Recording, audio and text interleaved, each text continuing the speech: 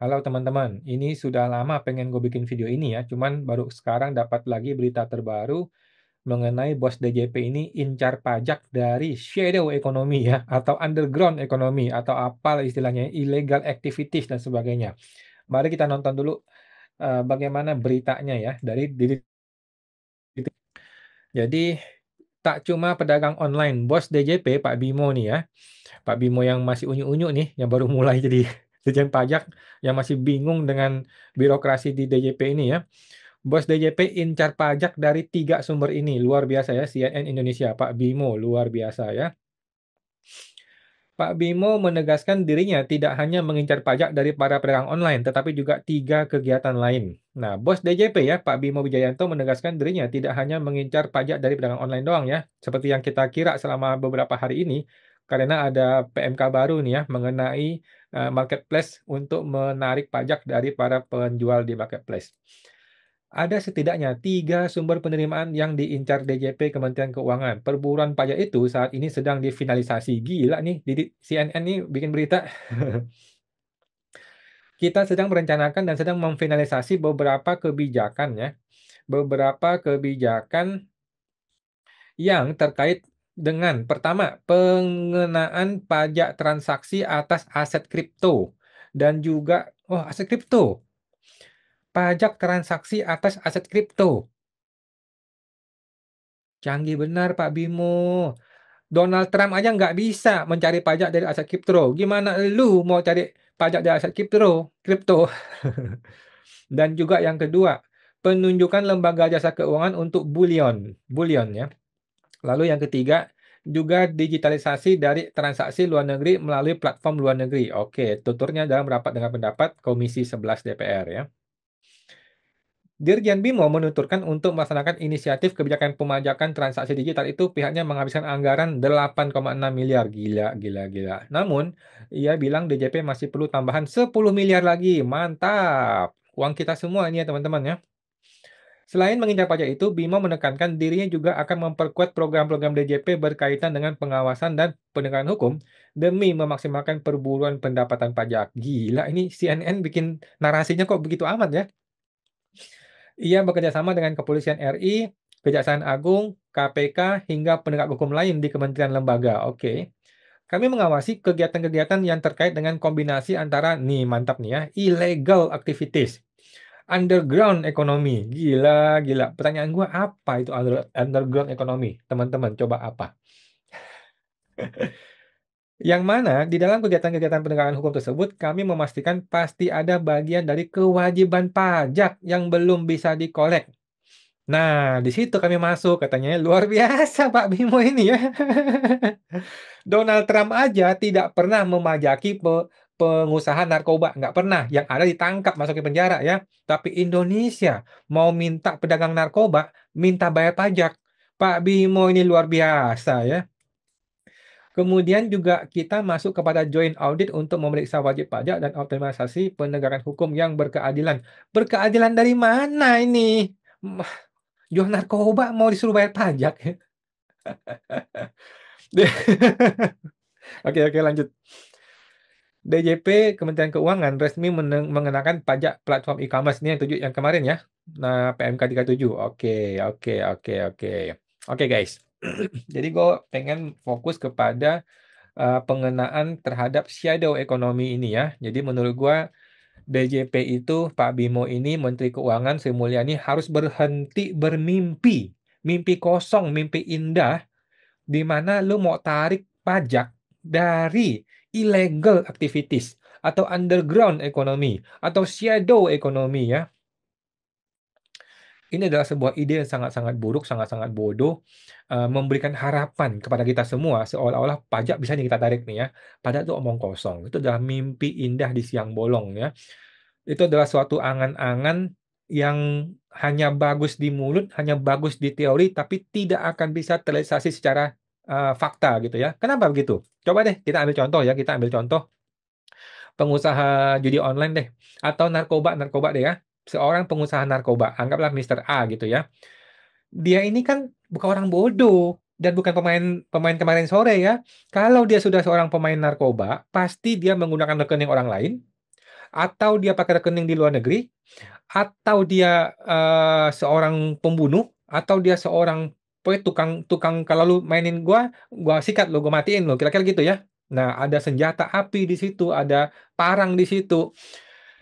Jadi sesuatu yang nggak masuk akal gitu loh. Pemerintah mau pakai cara legal, suruh dia bayar pajak untuk bisnis yang ilegal. Jadi nggak masuk akal. Tetapi marilah kita bermimpi indah. Mari kita bermimpi indah. Anggaplah seorang petugas pajak bisa menemukan bahwa ada sebuah rekening besar gitu ya, gendut gitu ya. Ini rekening adalah miliknya Mister A dan lu adalah pedagang narkoba. Oke, ketahuan oleh DJP gitu ya. Kemudian dikirimin surat SP2DK. Kami menemukan ada uang masuk 100 miliar di rekening Anda. Mau itu jualan narkoba atau bukan, kami nggak peduli. Pokoknya lu mesti bayar pajak 30% dong, kira-kira gitu ya. 30% berarti 30 miliar. Mari kita bermimpi indah, teman-teman ya. Kalau si Mister A gerbong narkoba ini dapat SP2DK, kira-kira apa yang akan terjadi? Apakah dia akan bayar, oh iya ya, gue shadow ekonomi nih, gue mau bayar 30 miliar gitu ya. Pala lu peyang mau dapat 30 miliar ya.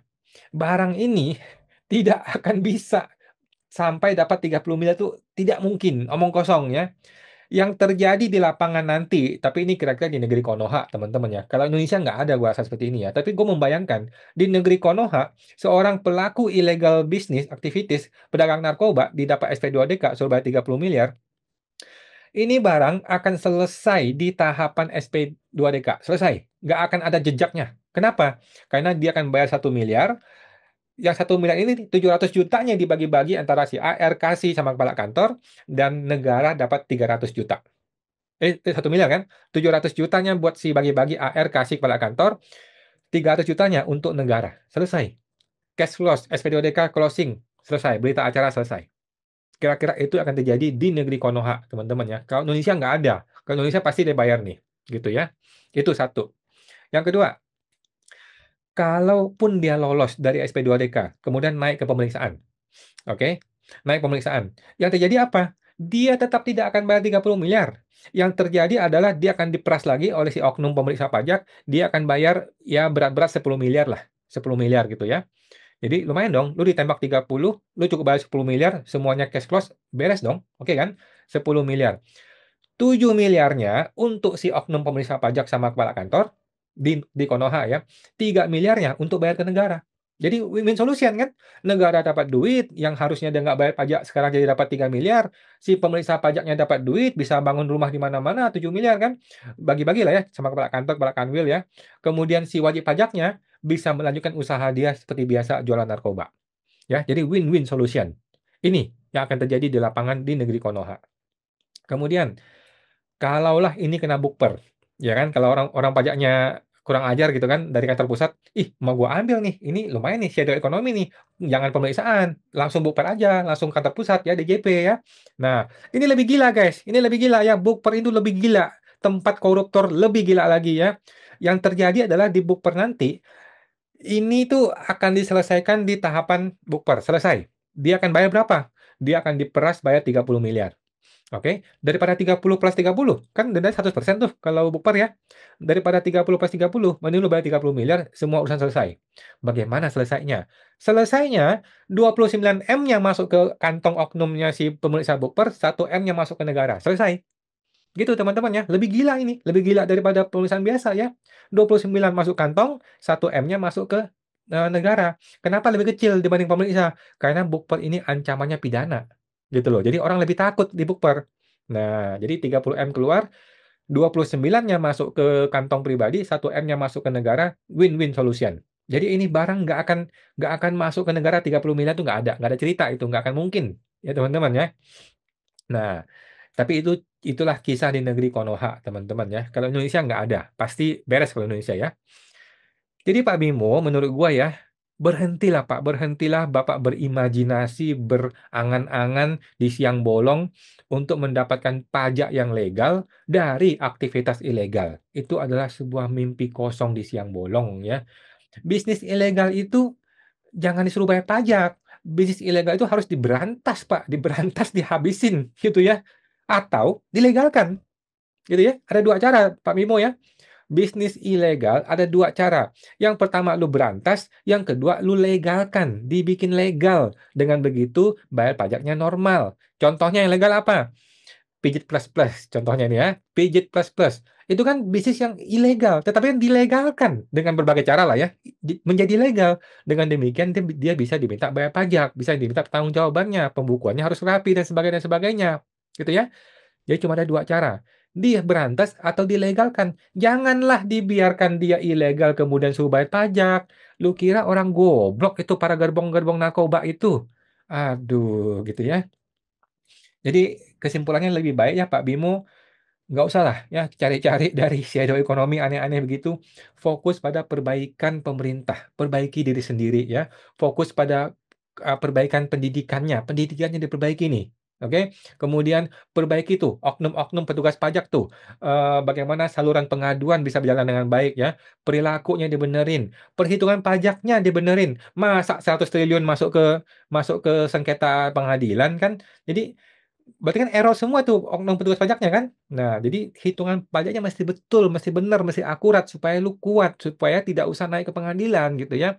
Dan tingkatkanlah kesadaran bayar pajak secara sukarela, kepatuhan sukarela ditingkatkan. Dengan cara apa? Dengan cara lu jadi orang yang benar, Pak Bimo. Jadi orang benar. Jangan kayak selama ini ya, oknum-oknum bertebaran di mana-mana, tukang peras, tukang intimidasi, tukang ancam semuanya ya. Kalau nggak dikasih duit, dia ngancam kita dengan berbagai macam, kemudian naik ke pemeriksaan, naik ke pengadilan ketemu lagi oknum hakim yang brengsek gitu kan. Oke lah gitu ya Pak Bimo ya. Jadi rapikanlah birokrasi Pak Bimo ya, sederhanakan ya, jangan sampai peraturan baru malah menambah kerumitan ya. Kalau di Konoha itu kan sesuatu yang simple dibikin rumit, dibikin susah supaya apa? Supaya banyak wajib pajak kena peras gitu kan, kena jebak gitu. Kalau Indonesia nggak gitu ya. Kalau Indonesia itu kan yang rumit dibikin simple. Gitu kan Pak Bimo ya? Benar ya? Oke, sampai jumpa, semoga terbantu.